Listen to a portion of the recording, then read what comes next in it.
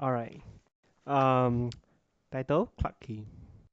Clarke Quay is located along the Singapore River. It forms part of the Singapore River precinct together with Boat Quay and Robertson Quay. From the early 18,000s, 1800,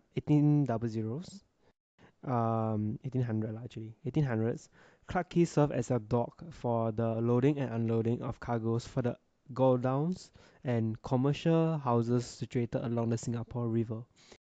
After the graduation relocation of port activities to Keppel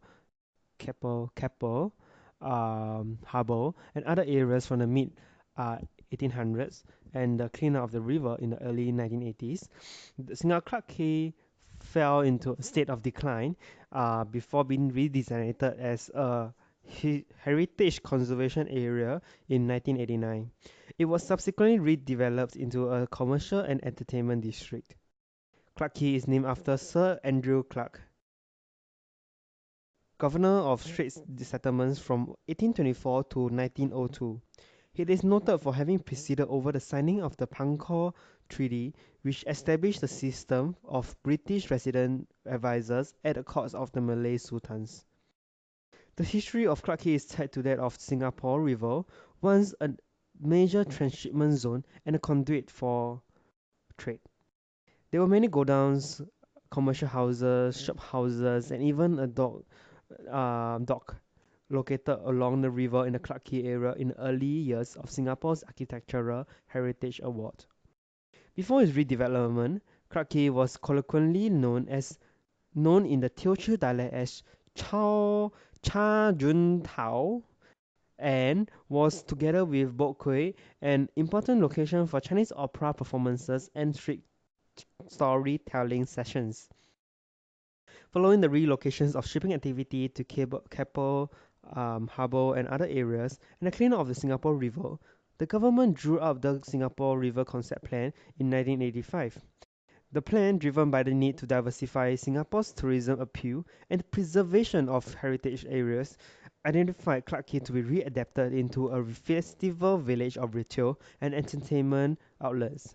Towards this end, the Urban Redevelopment Authority gazetted Clarke Quay area as a heritage conservation district and launched a sale of sites program in 1989 to open the area up for private development.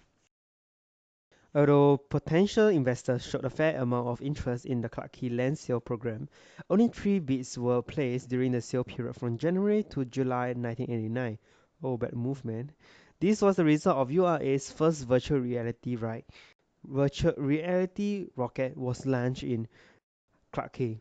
In 1995, the famous Satay Club that had its beginning early in the 1940s also found its way to Clarke Quay after it vacated its premises at the Esplanade, which was then into which was then developed as Singapore's infrastructure and the quality of its nightlife by overhauling the lineups of tenants to cater to the tastes of young urban professionals. Marking a shift away from Clarke Quay's Ministry of Sound, were brought into Clarke Quay and given 24-hour operating licenses. The other aspect of Clarke Quay's main walkways, after these changes were implemented, Clarke Quay saw an improvement in visitor traffic and business. However, the aesthetic changes to Clarke Quay wrought by the redevelopment attracted criticisms from members of the public who felt that the postmodern design of the canopies and dining platforms detracted from the historic feel of Clarke Quay. The revamp increased visitor traffic to Clarke Quay, aided by the completion of a mass rapid transit station in mid-2003. The central mall across the river from shophouses and godowns were developed by the Far East Organization and opened in January 2007. In 2011, CapitaLand spent more than Singapore $1 million to restore the last two tongkans remaining on the Singapore River. They were built as unmotorized cargo boats in 1968 and 1972 and had been used as floating restaurants since 1993. In 2012, Clarke Quay received about 1 million visitors per month. Restaurants and eateries occupied about 60% of its space, while another 30% was leased to entertainment outlets with offices taking up the remaining 10%. That year, CapitaLand announced a new 15.6 million Sing dollars extension to Clarke Quay with a new frontage on River Valley Road and more than 15 new dining and entertainment options. The extension and renovations were completed in January 2013. Marsiling Road is a two-way street that links Woodlands Centre Road and Riverside Road. Marsiling Road was named after the residences of wealthy merchant Lim Nee Soon Marsiling Villa. Marsiling is derived from Maxi Village, Lim's northern border with Malaysia. Marsiling was one of the shooting locations for the 1983 Mandarin drama series by the Singapore Broadcasting Corporation. Schools along Marsiling Road include Woodlands Secondary School and Marsiling Secondary School. The Sri Siva Krishna Temple is located at the intersection of Marsiling Road and Marsiling Rise.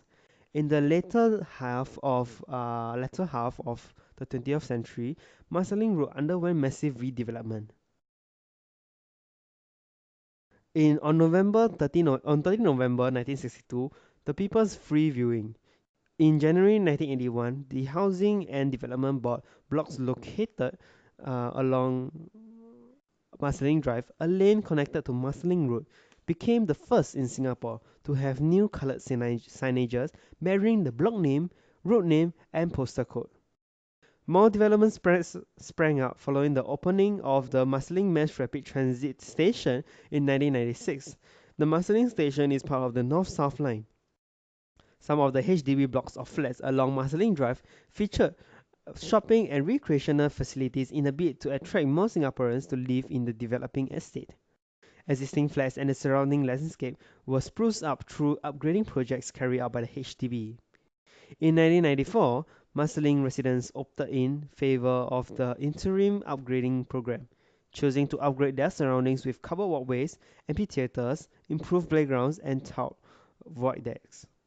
Recently, the HDB built two housing estates Straits Vista Marsiling and Marsiling Heights along Marsiling Road, which were ready in 2008 and 2014 respectively. Marsiling Road was one of the routes that motorists could use to access the former Woodlands checkpoint at the causeway via Woodlands Road.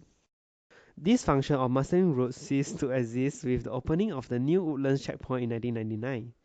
In 2008, the Immigration Checkpoint and Checkpoints Authority reopened the old Woodlands checkpoint for use by heavy vehicles to ease congestion.